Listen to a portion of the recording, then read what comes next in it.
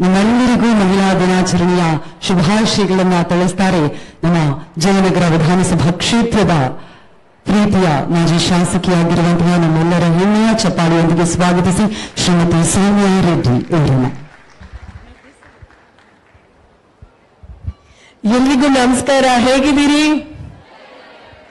ವೇದಿಕೆ ಮೇಲೆ ಆಸೀನರಾಗಿರುವ ನಿಮ್ಮೆಲ್ಲರ ಜನಪ್ರಿಯ ಸಚಿವರಾಂತ ನಮ್ಮ ಲಕ್ಷ್ಮೀ ಹೆಬ್ಬಾಳ್ಕರ್ ಮೇಡಮ್ ಅವರೇ, ಅದೇ ರೀತಿ ನಮ್ಮ ಒಂದು ಮಾದರಿ ಮಹಾಪೌರಾಗಿ ಕೆಲಸ ಮಾಡ್ತಾ ನಮ್ಮ ಪದ್ಮಕ್ಕ ಅವರೇ, ಒಂದು ಮಾದರಿ ಮಹಿಳಾ ಆಯೋಗದ ಅಧ್ಯಕ್ಷರು ಹೇಗೆ ಕೆಲಸ ಮಾಡಬೇಕು ಅಂತ ಬಹಳ ಉತ್ತಮ ಕೆಲಸ ಮಾಡ್ತಿದ್ದಾರೆ. ನಮ್ಮ ನಾಗಲಕ್ಷ್ಮಿ ಅಕ್ಕ ಅವರೇ, ನಮ್ಮ ಶ್ಯಾಮಲಾ ಮೇಡಮ್ ಅವರೇ, ನಾಗಣ್ಣ ಸರ್ ಅವರೇ, ಪುಷ್ಪ ಮೇಡಮ್ ಅವರೇ, ಮತ್ತೆ ಈ ಕಾರ್ಯಕ್ರಮದ ಕೇಂದ್ರ ಬಿಂದು ಎಲ್ಲ ನನ್ನ ಅಕ್ಕ ತಾಯಂದ್ರು ಇವತ್ತು ಬಂದಿದ್ದೀರಿ. ಅವ್ರ ಜೊತೆ ನಮ್ಮನ್ನ, ಯಾಕಂದ್ರೆ ನಾವ್ ಯಾರು ಮನೆ ಬಿಟ್ಟು ಹೊರಗಡೆ ಬಂದು ಕೆಲಸ ಮಾಡ್ಬೇಕು ಅಂದ್ರೆ ನಮಗೆ ಸಪೋರ್ಟ್ ಬೇಕು. ನಮಗೆ ನಿಮ್ಮ ಕುಟುಂಬದವರು ಸಹ ಬಂದಿದ್ದಾರೆ.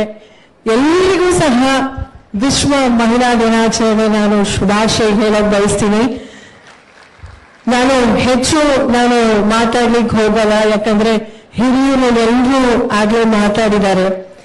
ನಾನು ನಿಜವಾಗ್ಲೂ ನೋಡಿ, ನಮ್ಮ ದೇಶದಲ್ಲಿ ಯತ್ಯನಾರಂತ ಪೂಜ್ಯಂತೆ ರಮಂತೆ ತತ್ರ ದೇವತಃ ಅಂತ ನಾವು ಹೇಳ್ತೀವಿ. ನಾವು ನಮ್ಮ ದೇಶದಲ್ಲಿ ಲಕ್ಷ್ಮಿ, ಸರಸ್ವತಿ, ದುರ್ಗೆ ಅಂತ ನಾವು ಪೂಜಿಸ್ತೀವಿ. ತೊಟ್ಟಿಲು ತೂಗೋ ಕೈ ದೇಶವನ್ನೇ ಆಳಬಹುದು ಅಂತ ನಾವು ಸಹ ಓದಿದ್ವಿ. ಅದನ್ನ ಮಾದರಿಯಾಗಿ ನಮ್ಮ ವೇದಿಕೆ ಮೇಲಿರುವಂತ ಎಲ್ಲ ನಮ್ಮ ಗಣ್ಯರು ನಿಜವಾಗ್ಲೂ ತೋರಿಸ್ಕೊಟ್ಟಿದ್ದಾರೆ.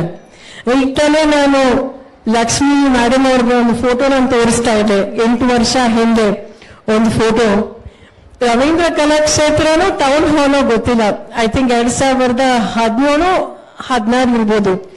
ನಾನು ಹೌದು, ನಮ್ಮ ತಂದೆ ರಾಜಕಾರಣಿ, ಆದ್ರೆ ನಾನು ಮೇಡಮ್ ಹೇಳ್ದಾಗೆ ಒಂದು ಆಕ್ಟಿವಿಸ್ಟ್ ಆಗಿ ನಾನು ಬೆಳೆದಿದ್ದು. ಮಹಿಳಾ ಹಕ್ಕುಗಳು, ಪ್ರಾಣಿ ಏನು ಅನ್ಯಾಯ ಆಗ್ತಿರೋ ಸುಮ್ಮನೆ ಇರ್ತಿರ್ಲಿಲ್ಲ. ಈಗ ತಾನೇ ನಾಗಲಕ್ಷ್ಮಿ ಅಕ್ಕ ಅವರು ಬಹಳ ಚೆನ್ನಾಗಿ ಮಾತಾಡಿದ್ರು. ಏನಾದ್ರೂ ಒಂದು ಅನ್ಯಾಯ ಆಗ್ತಿದ್ರೆ ನಾವು ಮಾತಾಡ್ಬೇಕು, ಧ್ವನಿ ಎತ್ತಬೇಕು. ನಾವು ಸುಮ್ಮನೆ ಇದ್ರೆ ನಾವು ಸಹ ಅಪರಾಧ ಮಾಡ್ದಂಗೆ. ಆಗ ನಾನು ಸಹ US ಅಲ್ಲಿ ಓದ್ಬಿಟ್ಟು ನಾನು ವಾಪಸ್ ಬಂದೆ. ಆಗ ನನಗನ್ನಿಸ್ತು ಬಹಳ ಕಡಿಮೆ ಇದ್ದಾರೆ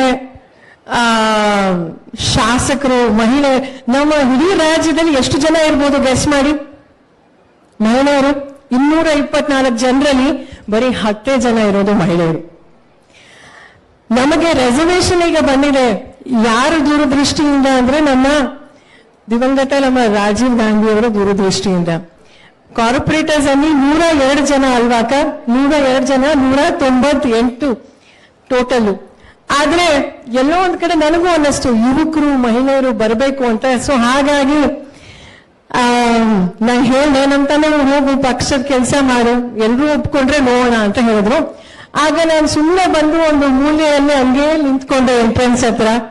ಸೊ ನನ್ನನ್ನ ಕರೆದು ನನಗೂ ಸಹ ನನ್ನನ್ನ ಮಹಿಳಾ ಕಾಂಗ್ರೆಸ್ ತಗೊಂಡು ನಾನು ಸಹ ಒಬ್ಬ ಸೆಕ್ರೆಟರಿಯಾಗಿ ಕೆಲಸ ಮಾಡಿದೆ, ಕಾರ್ಯದರ್ಶಿಯಾಗಿ ಕೆಲಸ ಮಾಡಿದೆ. ಆಮೇಲೆ ಯೂತ್ ಕಾಂಗ್ರೆಸ್ ಕೆಲಸ ಮಾಡಿದೆ.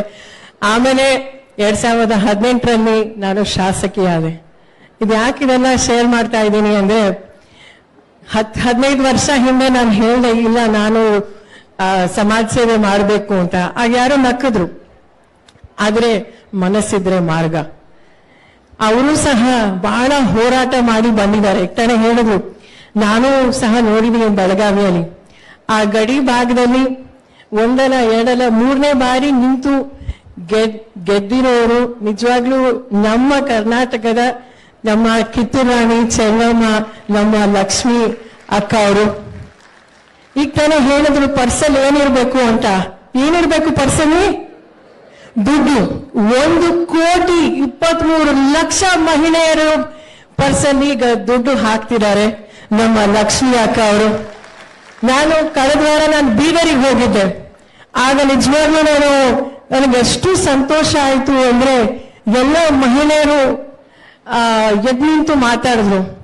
ಒಬ್ಬ ಮಹಿಳೆ ಎದ್ ನಿಂತು ನನಗೆ ಹಾರ್ಟ್ ಸಮಸ್ಯೆ ಇತ್ತು, ಆಪರೇಷನ್ ಮಾಡಿಸ್ಕೋಬೇಕಾಗಿತ್ತು.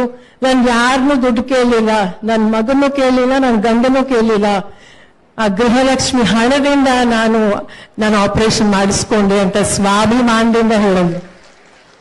ಇನ್ನೊಬ್ಬ ಮಹಿಳೆ ನಮ್ಮ ಸಿದ್ದರಾಮಯ್ಯ ಸರ್ಗೆ ಒಂದು ಟಿಕೆಟಿನ ಹೂನ ಹಾಕಿದ್ರು. ನಾನು PhD ಮಾಡಿದೆ, ಹಾಗಾಗಿ ನಾವು ಸ್ವಾಭಿಮಾನದಿಂದ ನಾವೀಗ ಕೆಲ್ಸಕ್ಕೆ ಹೋಗ್ತೀವಿ, ಆಸ್ಪತ್ರೆಗೆ ಹೋಗ್ತಾ ಇದ್ದೀವಿ, ದೇವಸ್ಥಾನಕ್ಕೆ ಹೋಗ್ತಾ ಇದ್ದೀವಿ. ಹಾಗಾಗಿ ಅದು ನಿನ್ನೆ ನಮ್ಮ ಜನಪ್ರಿಯ ಮುಖ್ಯಮಂತ್ರಿಗಳಂತ ಶ್ರೀ ಸಿದ್ದರಾಮಯ್ಯ ಸರ್ ಅವರು ಮಹಿಳಾ ದಿನಾಚರಣೆಗೆ ಬಹಳ ಒಂದು ದೊಡ್ಡ ಗಿಫ್ಟ್ ನಮ್ಮೆಲ್ಲರಿಗೂ ಕೊಟ್ಟಿದ್ದಾರೆ. 94,000 ಕೋಟಿ ಅಲ್ಲ ಮೇಡಮ್, ನಮಗೆ ಮಹಿಳೆಯರಿಗೋಸ್ಕರ. ಸೊ ಹಾಗಾಗಿ ನಾನು ಹೆಚ್ಚು ಮಾತಾಡ್ಲಿಕ್ಕೆ ಹೋಗಲ್ಲ. ಎಲ್ರಿಗೂ ಒಳ್ಳೇದಾಗ್ಲಿ. ಕರೆದಿದ್ದಕ್ಕೆ ಧನ್ಯವಾದಗಳು ಮೇಡಮ್. ಎಲ್ರಿಗೂ ನಾನು ಧನ್ಯವಾದ ಹೇಳ್ತಾ, ಎಲ್ಲ ನಮ್ಮ ಪ್ರಶಸ್ತಿ ಪಡೆದಿರುವಂತ ಎಲ್ಲ ನಮ್ಮ ದುರ್ಗಗಳಿಗೆ ನಾನು ಅಭಿನಂದನೆ ಹೇಳ್ತಾ ನಾನು 2 ಮಾತು ಮುಗಿಸ್ತೀನಿ. ಜೈ ಹಿಂದ್, ಜೈ ಕರ್ನಾಟಕ. ಧನ್ಯವಾದ.